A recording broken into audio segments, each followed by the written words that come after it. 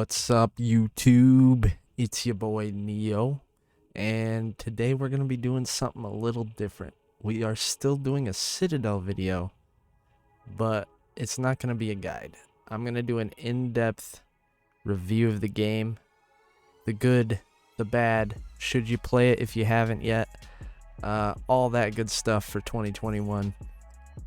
As well as, while I'm talking, I'm gonna play in the background when me and a few of my buddies did the new 5th crypt with an Infernal Dragon army. 16 Infernals. We didn't quite finish it, but we did get the loot, and it was pretty fun overall. Really good stream. If you haven't checked out my stream, I'm gonna leave a link down below with the stream, with the Discord to talk to me, with my Twitter, all that good stuff. And if you haven't already, make sure you smash that like and subscribe button. We're just gonna get right into the video. Alright, so the first thing we're gonna start with is what the game does well. Let's not start with the negatives. So Citadel Forged with Fire is pretty cheap for the type of game you're gonna get. I mean, you're not gonna get very many games that offer as much as Citadel does for that price. So if we're just talking cost, it's well worth it. The game's very unique. It's a survival game, but it is a magic survival game, unlike like Ark or Conan. Like, everything revolves around magic. You're a wizard, Harry. You have brooms. All of your attacks are spells. I mean, there's melee in the game, but you're not really going to use that.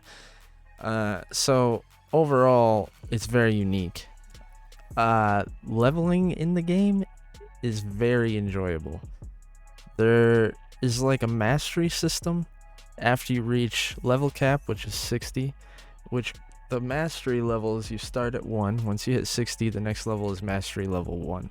And from there you go all the way up to mastery level 140. Even on a very fast server, which is 5 times XP, that still is quite a grind. So you always have something to work towards in terms of leveling. Even though once you hit like mastery 48, there's nothing new for you to wield or learn. It's still pretty enjoyable to chase after the next level. In terms of what the world looks like, the graphics and everything, the spells, all of your abilities and stuff, that all looks really good. So especially for the, like I said, the scope of the company that made the game, Blue Isle Studios, shout out to them. They're a really small company, and what they were able to create is pretty impressive. The tames are really cool. Given there's not a huge range of tames, you can tame pretty much any mob in the game. And like Ark, they have their own level, and you can level them up. It's very enjoyable to level a Phoenix or an Infernal alongside you, and to see them progress with you. It gives you another thing to work towards as you're playing through the game, especially in endgame when you've already done a lot of the stuff that's provided in the game as content. The combat feels very impactful. When you drop a lightning strike on a mob and kill it, the damage numbers pop out. The damage numbers really gives you that feel of like strength, you know, when you get a new piece of gear, get a new weapon, and you're hitting more crits or you're hitting higher numbers, like you feel all that, and it feels really good. I think the combat feels really good in the game for what it offers in terms of combat. And you always have a sense to improve because of that. When you start out, you're hitting maybe 130, we'll say. And then as you go along and make new gear or acquire new gear from chests, clear a dungeon, clear a crypt, what have you, you see that number jump to 300 and then jump to 560, and you're always chasing after that higher damage number. which goes into my next point, the gear. The gear works like a Diablo esque type gear system. So when you craft two of the same item, they're not going to be the same stats, which gives you something always to work towards, because you're always going to be working towards that better gear piece to hit that higher damage number or crit more often. And that is really enjoyable and gives the game a lot of replay value. Then you have the crypts and the crypt gear.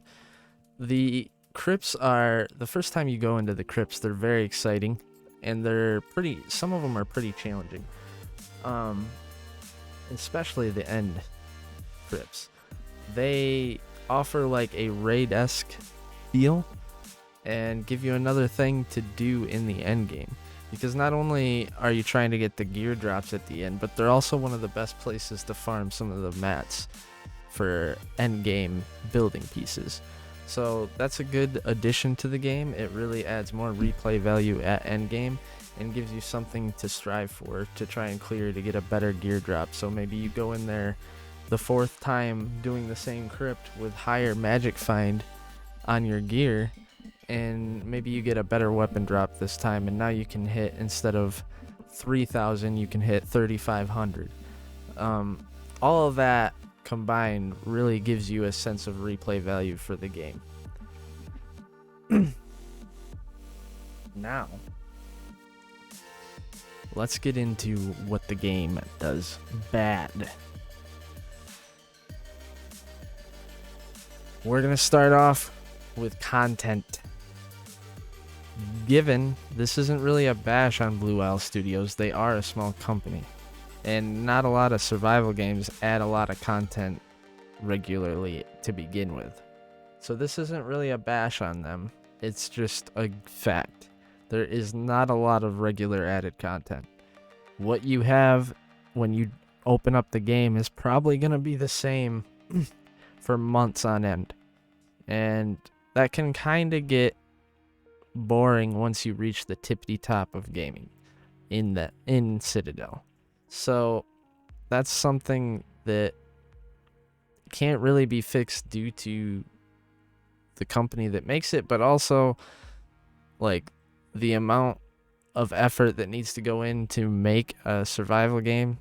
It's just something that I feel like needs to be pointed out, because it's one of the things that'll turn people away when they reach the end game. After they got the best gear and they've done all the crypts, like, you're waiting on that next new thing, and that next new thing isn't going to come for a while. The end game PvP is just a one-shot extravaganza. Lightning Strike is broken. You basically are flying around trying to land that lightning strike, and if you are able to land one, sometimes it takes two, but most of the time one, unless they're also in very end game gear. That's it. That's the fight. There isn't really an extended fight because of that, because of lightning strike. All the other spells become irrelevant at that point if lightning strike is landed, and it really just isn't enjoyable in terms of PvP. Like one-on-one situations. Large scale is a little different, but in one-on-one situations, I just can't say that that's a good way to have your spells balanced. Coloring in certain areas. Coloring in certain areas is horrible at best. A lot, like, I know in the what the game does well section, I said that the world looks good, and it does, but there are some areas where, like, the world will be shaded black and it's just hard to see for no reason. And this part is pertaining to the new area where the 5th crypt resides, the Grotto of Evil, the newest update. Everything is just a purple haze, and while I know it goes along with what the storyline is, it just doesn't look good at all, especially when you get into the 5th crypt. When you get into the 5th crypt, it's all a purple haze, and the bosses are purple mirages, basically, that are see-through, and a lot of the time, they're kind of hard to see. Not kind of, they're really hard to see. Sometimes, if they're positioned just right, you can't see them. They blend in. And I just think that the shading needs to be changed, especially for that crypt. The lag in the game can get horrendous. Recently I have quit playing Citadel, not because I think the game's bad, but because I've finished all the content in the game. We've pretty much showed everything on stream and here in guides and on YouTube and guides and everything else. But my last stream of Citadel, I literally got trapped in my own base because none of the doors would open. And normally something like that happens, you can log out, log back in and fix it. I tried that, it didn't work. And come to find out, other people have had the same issue. And the game tends to get more laggy the more building that happens on the server, which is how every survival game works, to be fair. But this game is it gets way worse than other survival games. Take Conan for instance. If someone builds a lot in Conan, when you go near their base, you have extreme lag. That for sure happens. But when you're not near their base, the game generally runs smoothly. That is not the case for Citadel. If there's a lot of building pieces all over the map, you're gonna lag no matter where you are, and it's gonna mess up mob spawns and all sorts of other issues. So the servers need work for sure. Tames. The issue with Tames right now is they do not feel like they have any use at all. Once you learn the game and learn what you're doing, they're basically just glorified backpacks. The Phoenix for travel and the rest is for backpacks. And that really defeats the purpose of having tames to begin with. Like, why would you even carry them around or take them around with you if they're not even gonna do anything? Why even have abilities on them? In PvP, they get 3-shot. The saddles apparently work with armor, but apparently the gear that players have, that if that's the case, is just too strong. Really need to work on the tames to make them more useful. I know back in the day, tames used to be overpowered, but now they're just nothing. They might as well not exist. The player base feels unheard. This is probably the biggest one. The player base feels unheard. When you have a suggestion for Citadel, they're going to tell you to go into their Discord and put it in the suggestion area. If I go into that Discord, I see the same suggestions all the time. And nothing of the sort is changed in the game. Nothing's even talked about. I've heard on console you don't even get patch notes, at least on Xbox. I just feel like in order to keep players around, you need to let them know that you're listening and you're trying to improve the game for them. Like I said before, Blue Owl Studios is a small company. However, the reason why the servers are lacking a player base is because when you leave the players without telling them what your future plans are, telling them you're listening to what they want to see in the game, or at least just communicating with what you're doing, people aren't going to stick around if they have bad experiences in the game. So that's just not a good way to go about handling your game. To end this, let's just give a full scope of what I think of the game. I think the game is worth the money. I think if you haven't played it before and you're into survival or RPG, it's 100% worth getting and playing. I also don't think you should have your expectations too high when it comes to added content, hot fixes in a timely manner, or any of that. The game does what it does well, and beyond that, it's lacking.